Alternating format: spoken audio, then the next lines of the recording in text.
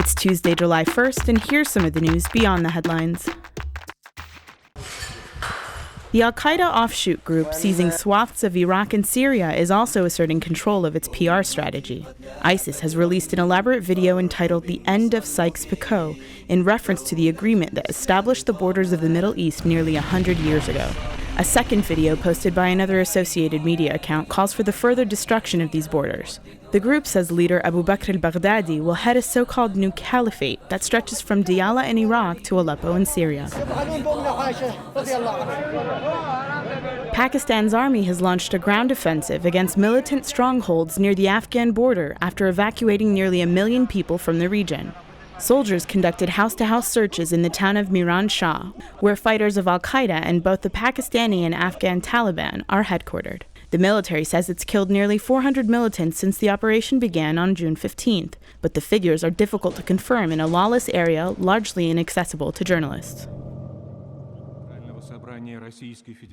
As Russian President Vladimir Putin works with his Ukrainian counterpart to iron out the details of a bilateral ceasefire, the sentiment in Moscow isn't as rosy. Scathing billboards depicting Ukrainian President Petro Poroshenko appeared at subway stops and on busy sidewalks in the city on Monday. They also take a jab at U.S. President Barack Obama, accusing him of helping Poroshenko tear Ukraine apart. And in big capital letters, they read, "We fucked up Crimea.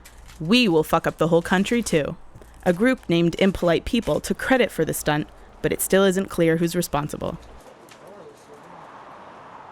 Scientists are warning that melting sea ice caused by global warming could threaten Antarctica's emperor penguins with extinction by the turn of the century.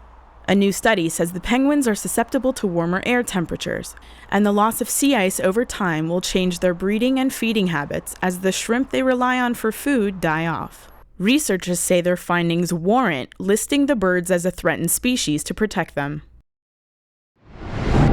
Check out the VICE News YouTube channel for more original reporting and documentaries from around the world. When I came in, I saw everybody meditating. I saw you guys, praying. But I gotta admit, it's pretty striking to see it when you have to wear the cuffs. If anything, it will help to practice because it brings us to more of awareness of our present condition.